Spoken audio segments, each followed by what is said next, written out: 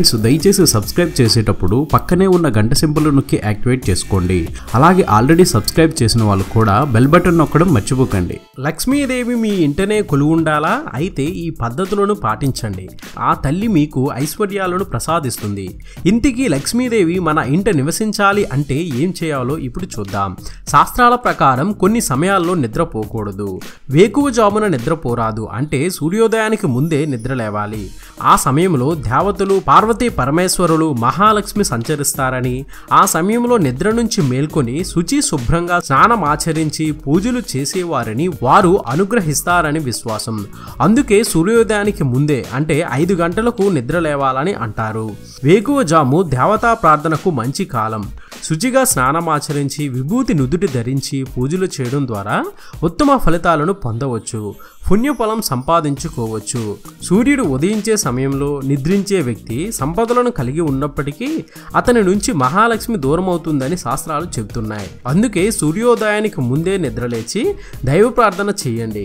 ఓ దీపం వెలిగించి మీ ఇష్ట దేవతలను పూజించండి. మీ సంకల్పాన్ని దేవుని ముందు ఉంచండి. మీ కోరికలు నెరవేర్చమని కోరుకోండి.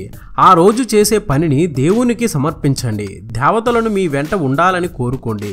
ఇలా చేస్తే తప్పకుండా మీ సంకల్పం నెరవేరుతుంది, కార్యసిద్ధి చేకూరుతుంది. సూర్యోదయానికి ముందే లేవాలి. సూర్యుడు ఉదయించాక నిద్రలేస్తే లక్ష్మీదేవి ఆ ఇంట నివసించదు.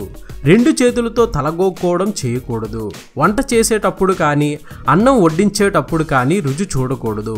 ఇంటిని శుభ్రంగా ఉంచుకోవాలి. శుభ్రత ఉన్న చోటే లక్ష్మీదేవి నివసిస్తుంది. ఇంట్లోని మహిళలకు గౌరవం ఇవ్వాలి. భార్యకు జన్మనిచ్చిన తల్లికి మర్యాద ఇవ్వాలి. మహిళలు సంతోషంగా ఉంటే ఆ ఇంట మహాలక్ష్మి నివసిస్తుంది. లక్ష్మీదేవి ఇంట్లో ఉండాలి అంటే ఓ బౌల్లో పువ్వులేసి మధ్యలో దీపం పెట్టి గడప దగ్గర ఉంచాలి. శుచిగా శుభ్రం ఉన్న చోటనే నిద్రించాలి. సూర్యోదయానికి ముందే నిద్రలేచి స్నానమాచరించాకనే తినాలి. నగదు ఎక్కడ పెడితే అక్కడ పెట్టకూడదు, దానికి విలువనివ్వాలి. నోట్లను ఎంచుకునేటప్పుడు వేళకు ఎంగిలి అందించి లెక్కేస్తే శ్రీదేవి ఉండదు.